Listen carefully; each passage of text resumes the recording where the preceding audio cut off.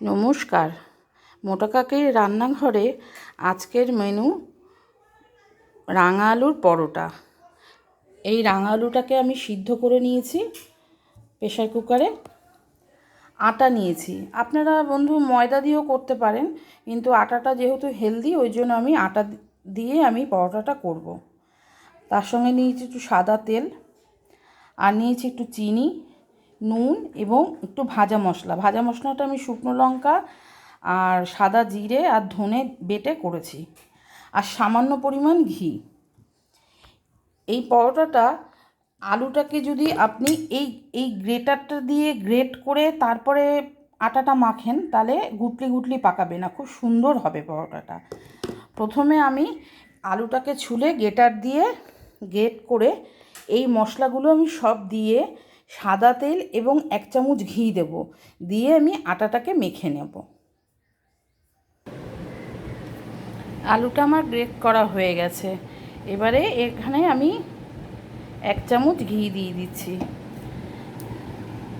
এই আলুর মধ্যেই আমি তেলটা ছড়িয়ে দিয়ে দেবো। আর এই যে আমি ভাজা মশলা আর চিনি আর নুনটা নিয়েছিলাম, এইগুলোও আমি সব এইটার মধ্যে দিয়ে দেবো। এবার আলুটাকে আমি সুন্দর করে আগে মেখে নেব।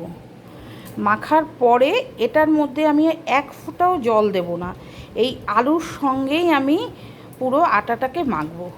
মেখে গোল গোল লেচি করে তারপরে আমি পরোটাটা ভাজবো।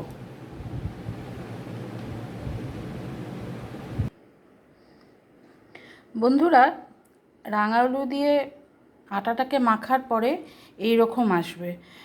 রাঙা আলুতে যতটুকু জল দেওয়ার দরকার, জল তো একটু দেবেনই না, সে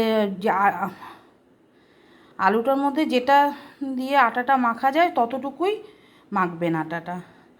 আর পরোটাটা করার জন্য লিচিটা একটু বড় করে করবেন, তাহলে খেতে খুব সুন্দর হয়।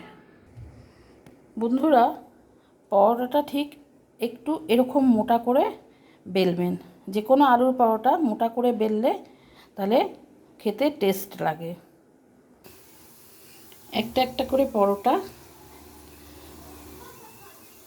অল্প অল্প তেলে ভেজে তুলে নেবেন।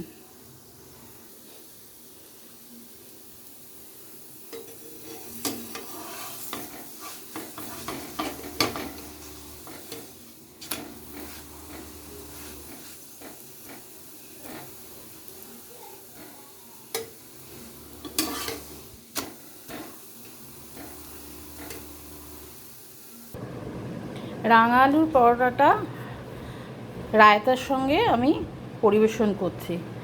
বন্ধুরা, এটা আমার ফার্স্ট কুকিং ভিডিও, অনেক ভুল ত্রুটি হয়েছে, ক্ষমা করে দেবেন এবং আমার চ্যানেলটা সাবস্ক্রাইব করবেন।